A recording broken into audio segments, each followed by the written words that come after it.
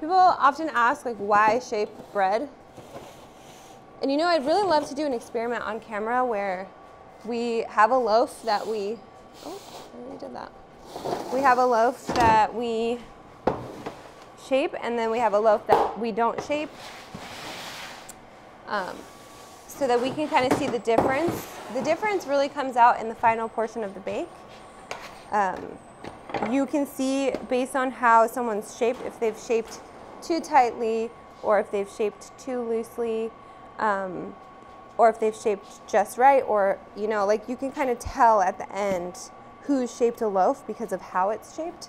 Because we don't really mandate, like, you must shape this way. I just try to tell everybody, go for a tight Chipotle burrito, just like that.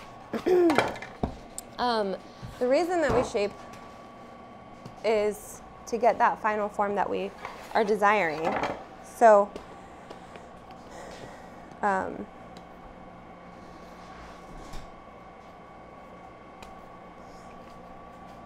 if you don't shape, you're going to end up with a lot of, if you don't do the final shaping, that is, you'll end up with a lot of flat, squatty loaves in a shape at the end of the day that you don't even want to have a sandwich on, you know, like nobody wants to eat a sandwich on a biscuit. So that's really why you shape. John can give you more of the science behind it. I'll tell you, I work mostly on intuition. I say that a lot, but and I also don't, it's like goes in hand with also my like management method too. It's like if I'm training people how to do something, I like to say, here's the final product, find your path to get there. Because I think I've said this before, but shaping is a very personal experience. This can be really meditative if you allow it to be, if you allow yourself to be open to receiving, you know, whatever you're going to get from this. The other week we had like a really rough week, John and I, you know, like the business was hit on all angles. You know, one thing, like several fires going at once. And that forced us back into production quite heavily and to do a lot of it. But it was almost like a blessing in disguise because all the stress at the outside kind of melts away when you're in here doing something that you love and something that you're good at after many, many years of practice, to where it's like almost not mindless, but just quiet. You know, your brain gets to be a little bit quiet, gets to process everything that you're going through. We like threw some loud music on in here. I think it was Florence and the Machine that day, and just like went at it. It's rare that I shape every single loaf the same, because like I said, I'm just trying to go for the final product, but not every loaf hits the table in a uniform way. So I kind of let the loaf dictate to me.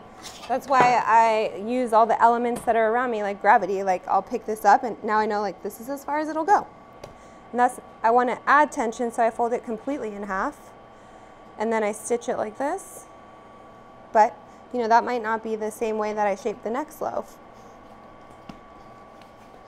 I always kind of end in the last way to like move it back and forth, because I don't like to have the butts, because like I said, you can tell who shaped a loaf by how they shape it.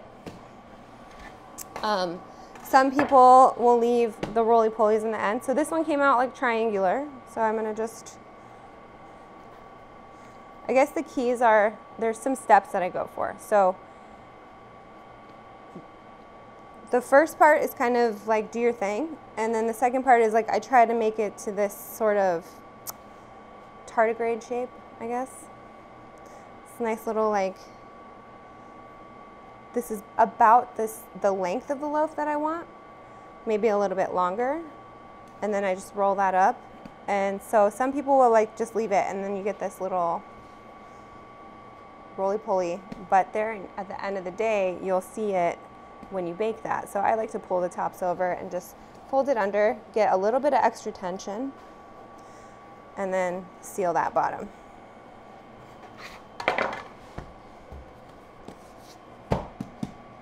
Another thing is, don't beat yourself up if your loaves are coming out not as smooth as this. They won't for the first, 100 times you do it, to be honest, because your hands have to also kind of get used to it. Harriet is a living, breathing thing, and you're kind of like getting to know each other, you and your starter. And your hands, she's trying to get to know, your hands and the bacteria that live on your hands naturally, even if you wash them. And it's just, don't beat yourself up. You want to go for a smooth one. That's how you know, like, oh yeah, I made it, That's probably the the moment where I was like, oh yeah, I was made for this. I can do this. When I had this perfect loaf that I felt was perfect to me, but everybody's different, and we want to leave space for that. This kind of goes hand in hand with, what John was saying about regulatory bodies. Like, who really likes to be told what to do? I mean, even your kids don't like it. So why are we doing this all the time to adults? I don't want to tell somebody, you must take this step and that step and that step, because I think like everybody's journey is very personal. If you know where, you just have to know where you're going, and it's up to you to get there. And then as far as like squeezing out the bubbles, you don't want to be mashing this thing to death, but you want to find that right balance to where you're respecting the dough, but it's okay if a few bubbles pop. So when you're rolling in on itself, sometimes you can get the tendency to have a bubble up at the top here that will form.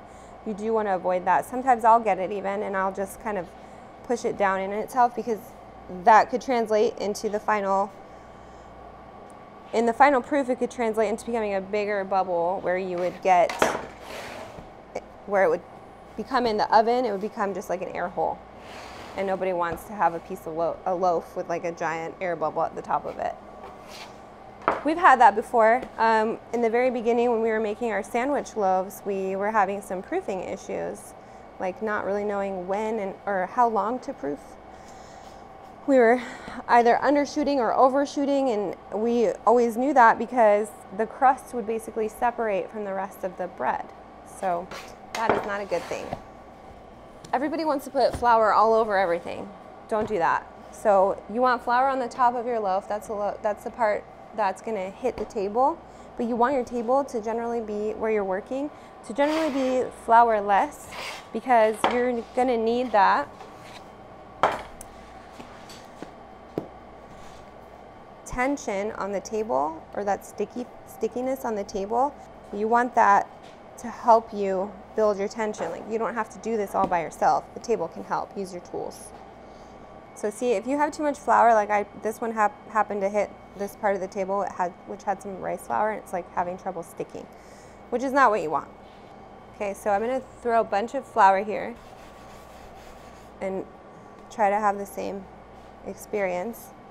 And I'm not getting as tight of a loaf like this versus this is the one I just shaped. Which one? I couldn't get it as tight. It's kind of hard to see on camera, but it's more of a feeling thing. But until I move some of that flour off my table, or stretch the dough enough to where it's hitting fresh onto the table, you're not going to get a really good easy source of tension there.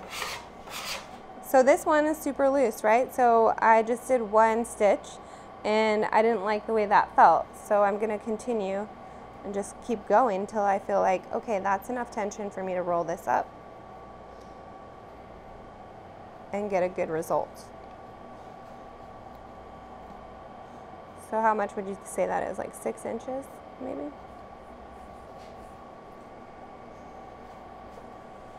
And I just tuck in the ends. It's good to go. And this is what you want your seam to look like when you first take it up. It's kind of, you can barely tell it's there until it starts to split, which it will split because gravity. But once you put it in the banneton, it's going to help retain its shape a little bit more. Some early things that we learned that I don't know if I've mentioned before are if you get to your loaf and it's overproofed, like it's bubbling out of this thing and it's like starting to get flaps on the side, you can actually just take that loaf out, reshape it, and stick it back in and let it re-proof. You probably have 1, maybe 2 times, like depending on where your starter is and how much gas is left in the tank, to be able to do that. But just like if you get to that point, don't think like, oh, all hope is lost. You can come back from that. I really gravitate towards the oven, but shaping, actually I would say shaping now is my favorite thing. I really loved the oven before, but I really like shaping for the like communal aspect of it. You know, you can get a bunch of hands here. It's really fun. I like it because it's the step before, it's the final step where you get to manipulate things before you bake it. So I also like that, you know, I get to know, it's like a sneak peek, like how is the dough behaving here on the table will tell me how it's going to behave over there in the bake room.